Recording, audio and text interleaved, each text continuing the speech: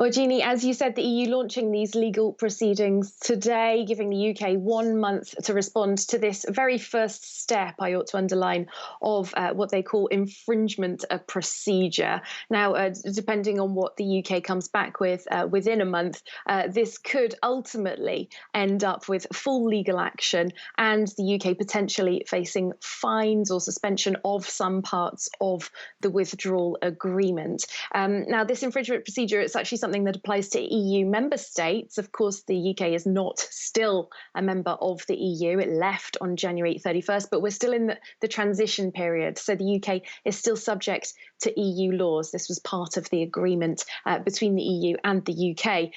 So as you mentioned, this is all to do with what's called the Internal Markets Bill, a new law that the UK government brought forward earlier on this month, and it would allow the UK to breach some parts of the withdrawal agreement. I won't go into all the detail, but it's to do with how the UK is going to be dealing with the issue of the border with Ireland, goods passing between the mainland of Great Britain into Northern Ireland, which of course has a land border with the Republic of Ireland, still an EU member state. The UK had been given up until yesterday, September 30th, to reply to a formal request from the EU to withdraw the parts of this bill that the EU saw as problematic. Indeed, British government ministers admitted that parts of the bill would potentially break international law. They would breach this treaty. The UK government did not do so by yesterday. So this is where we are. We do have a response from the UK government at this point saying that they'll respond in due course.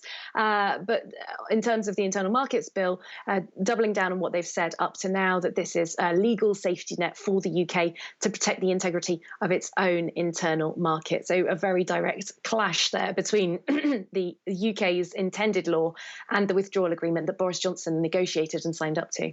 So, Catherine, zoom out a little bit for us, if you will. How exactly is this going to impact Brexit negotiations that are still underway?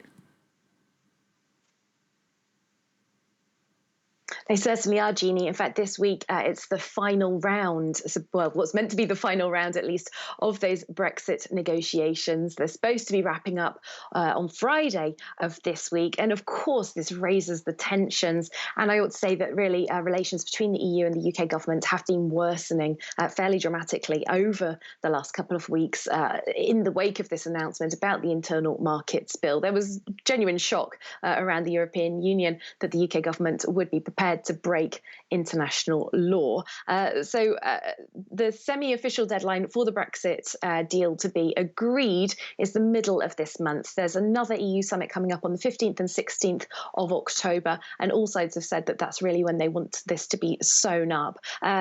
Interestingly, a leading British government minister, Michael Gove, spoke in Parliament today pretty much at the same time as this announcement of the legal proceedings came from the EU about the Brexit talks, and he was quite positive on the talks, saying that they are making progress. So make of all of this what you will. Of course, the ante is always upped as you reach the end game of these talks, and both sides are still underlining that they do still want to reach a deal that suits both sides.